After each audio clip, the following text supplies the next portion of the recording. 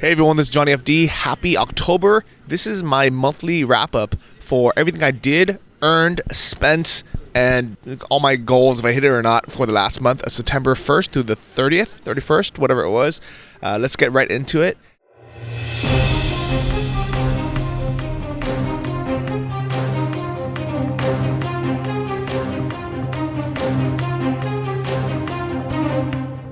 So if you take a look at my blog, johnnyft.com, every single month for the last 5 years, I've written a monthly report.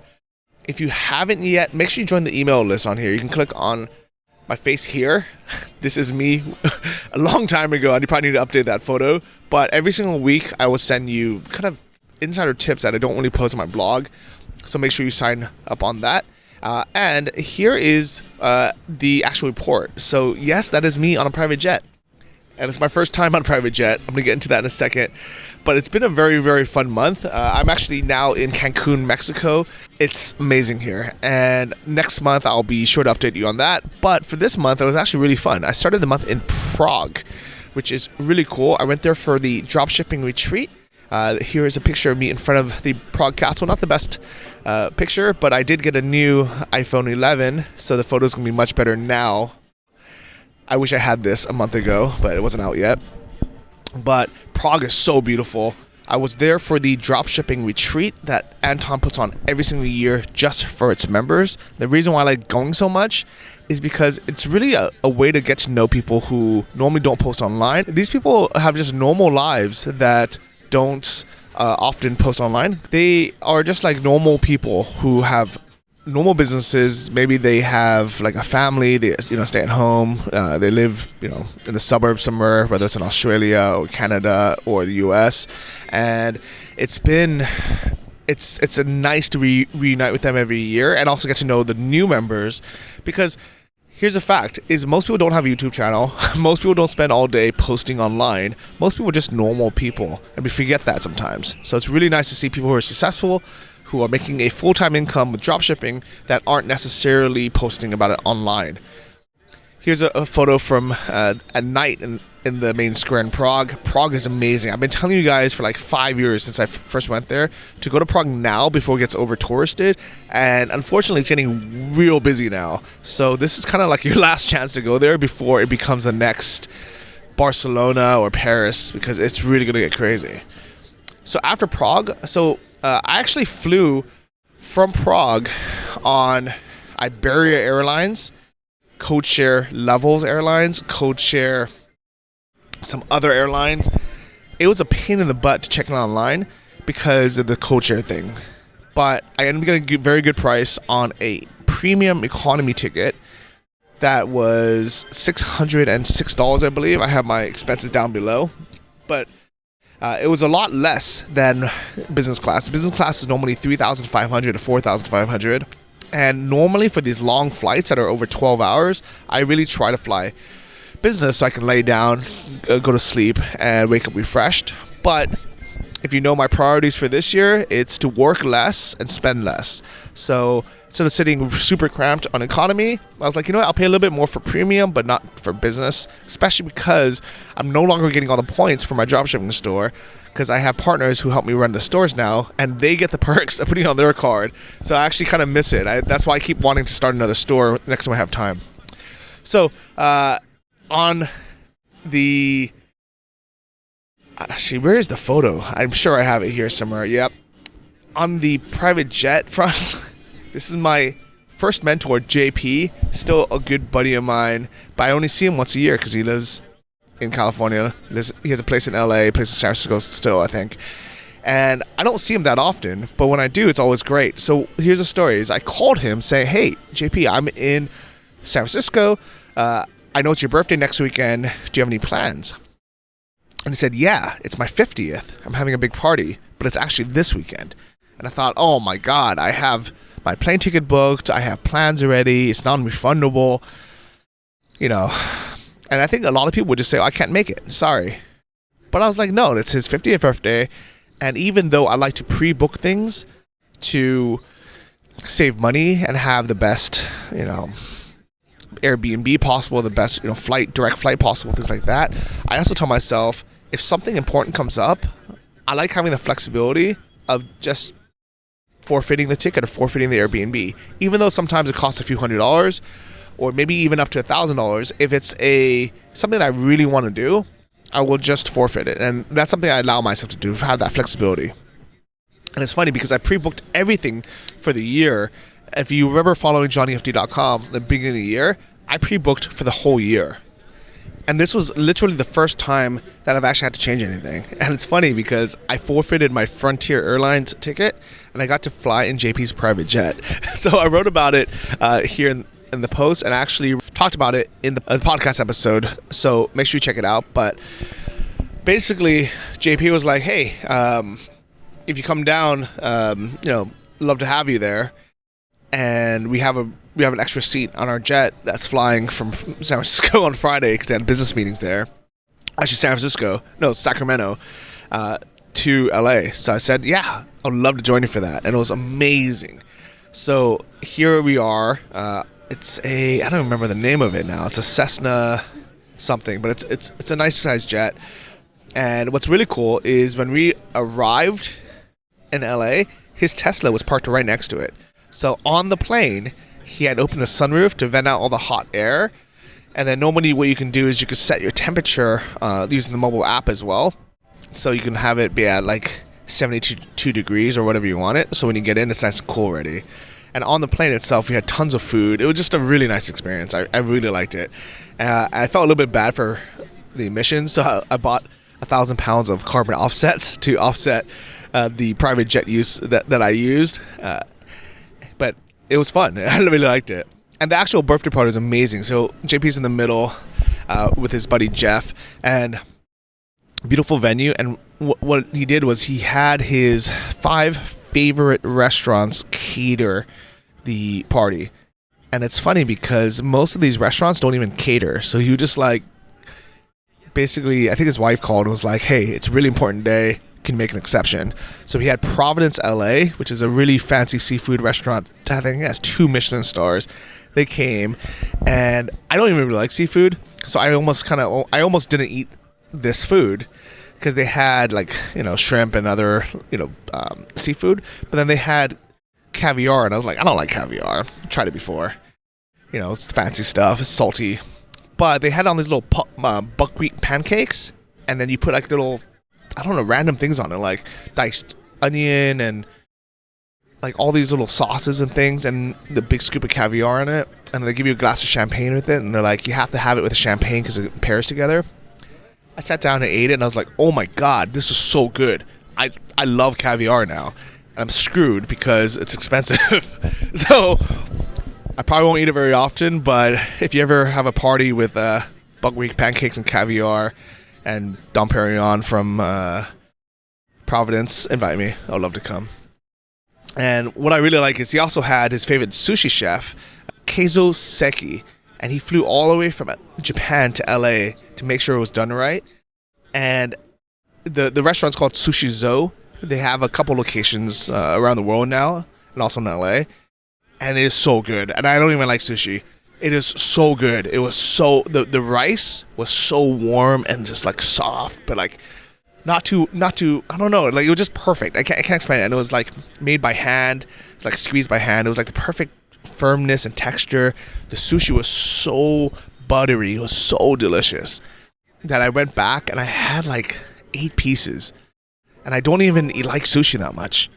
But Sushi Zo was incredible. So if you ever have a chance to have some of that, get it. This guy has 1 Michelin star as well. So really good food. And what I really like about JP is he's really down to earth. He also had In-N-Out there because he loves In-N-Out. So kind of a mix of everything.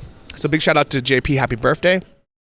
And if you've been following my Instagram or my last month, it seems like I'm spending a lot of money. I'm on a private jet, driving a Ferrari in Vegas. I think we were in a limo at some point. We're staying at the Wynn. We're doing all this really, really cool kind of baller stuff. But really, I didn't spend that much money. I spent more than I would normally when I'm just living a normal life. And here's the problem, is most people who try to live like this can't actually afford to live like this. So they just front it. They just put on credit card debt, or they just buy fancy clothes and kind of rent stuff, and then they have no savings. And they try to do this year round, which makes it really expensive. The only two ways to really do it is either to have really like rich friends that already have it and you just kind of hang out with them, or you rent it. And in my case, I did a mixture of both. These aren't our Ferraris.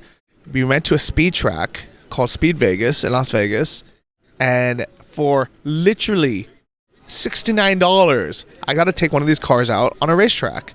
And everyone else took out more expensive cars. People took out like the new Ferrari 488. That was $120 per lap. But we got to spend the whole day there hanging out, sitting in these cars, taking photos with them, checking them out.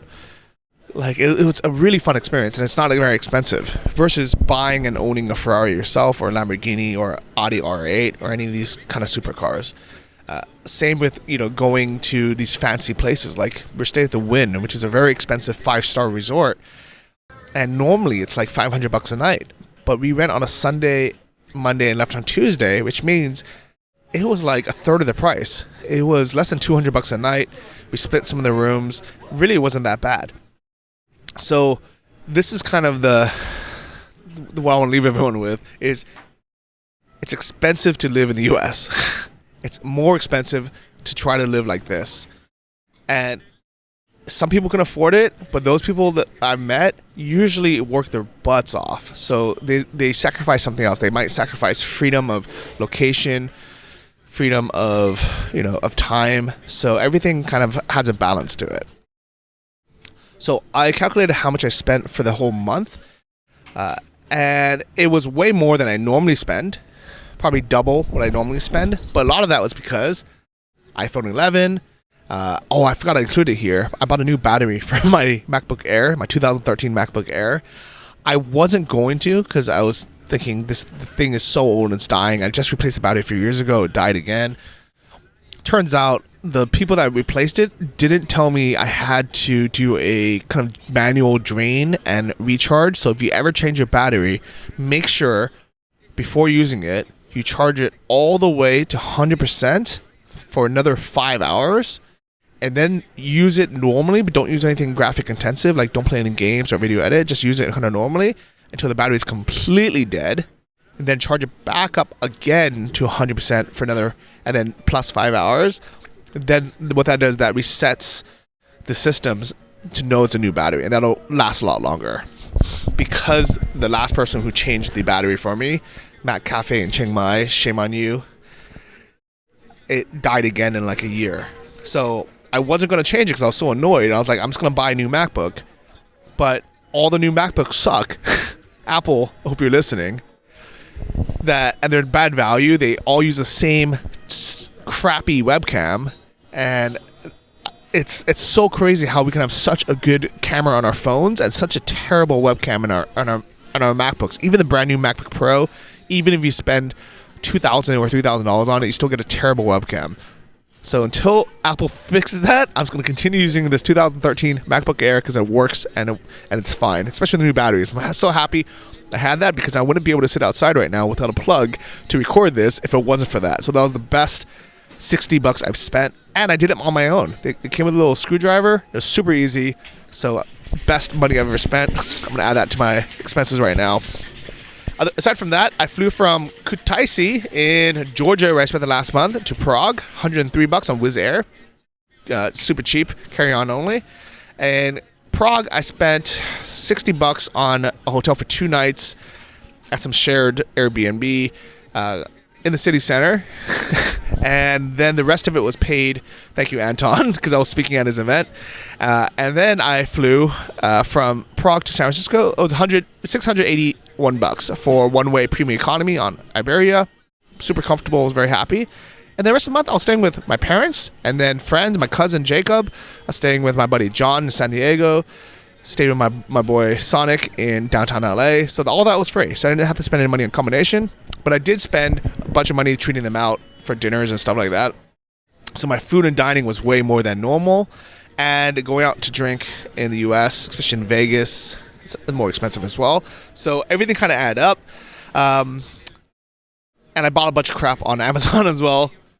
I'll probably do a review of that, but it's mostly the merino wool clothing that I plan on traveling with.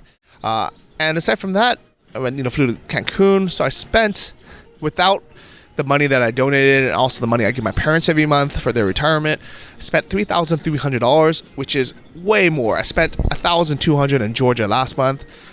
Apple Card, if you see the orange section, that's mostly food and drinks. So that's where my majority of my money was spent. Love the Apple Card, by the way, but only the app. I don't even have the physical card. And luckily, that was all offset by the money I made online, and it's been a good month. So the Invest Like a Boss Summit that I spent the last couple of months or more planning, that was profitable, but only by a little bit, and that really just went to covering our flights to LA. So we were okay with it. It was kind of a break-even event for this year, but hopefully we can grow it again for next year, make it even bigger. It was really, really good. People really loved it. And I have all my other passive income coming in, including my dropshipping stores. And this is one of my partner stores. This month it did pretty good. Not great, but pretty well. $12,278 in sales. And profit, we haven't calculated yet because our suppliers usually invoice us 2 weeks to 4 weeks later, and the shipping charges and things like that come in.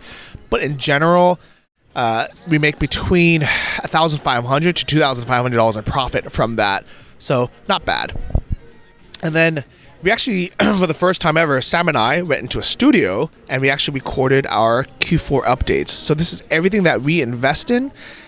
Here's screenshots of our dashboards, all this cool stuff, and all of it is in video format where you can watch us and kind of follow along. So that's pretty cool.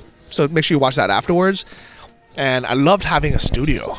Oh my God. I mean, it's nice sitting out here with the microphone, but the sound quality on that is so good. So check it out if you haven't already. Just look for Invest Like a Boss on YouTube, or go to johnnyfd.com, look at this monthly report, and just click on play. You can see everything that we invest in, how much passive income we make from those. So that is it. So here's a video of me in Playa del Carmen, because I've been planning for next week after the Nomad Summit. Overall, very, very good month. The only thing that was terrible is fitness and diet was really bad, because I was in Prague drinking beer, lots of beer, eating pork knuckles. I was pigging out, eating all the great food in LA, all the amazing food, including In-N-Out and Mexican food and burgers. And then here in Mexico, definitely eating more Mexican food, eating the Wynn Buffet. So ate way too much and didn't have a chance to work out because it's been so busy. So I've kind of fallen for the trap. I've still been doing push-ups every day in the room, but there's only so much you can do with that. I went to the gym a few times here and there, but that's kind of the big fail for the month. But you know what? I had a great month, so I'm going to enjoy that, and hopefully I can get back to routine soon. Not this month because I'm going to be in Mexico, but maybe the month after that. We'll see. Let me know what your goals are for the month, what you learned, if you have any questions, and I'll see you somewhere in the world. Hasta luego, maybe out here in Mexico. Ciao, guys. Hey, guys, mind if I use the hammock? Sorry.